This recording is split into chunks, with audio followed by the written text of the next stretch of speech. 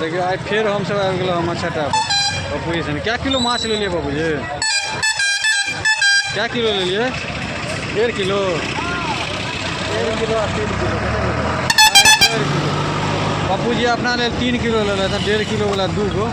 हम तो एकेटा ले लो बना रहा है तो चलू अब आगे बनबे वाला सीन देखाबे। क्या साल पुरान माछ कहलिए यो? 3 साल करीब। 1.5 किलो बने 3 साल लग जाए छै। और 2 साल 3 साल ई सरकार बड़ तो 2 महीना 3 महीना कते टाका भऽ जेतै 2 महीना में? बना देबै। आ ई वाला तो कम से कम 6-7 महीना। 6-7 महीना में ओते टाका हेतै? वाह विकेट छै ज़्यादा बने। ई माछ कम बने। रोल भर जे विकेट तो चलियो छै। विकेट बड़का केना छै? बड़का 200 छै टका। बनाओ बनाओ बनाओ। ई माथा अथी के फाड़ि देबै यौ, एकर मुँह अथी के फाड़ि देबै। फाड़ि दियौ। अंडो हेतै में यौ? नहीं अंडा नहीं। अंडा नहीं ना है? ठीके छै। यो लेबै यो सर।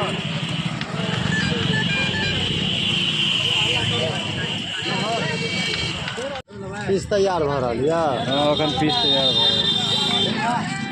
छोट छोट पीस बना दे बच्चा सब के। क्लियरे छै अब। बहुत छै।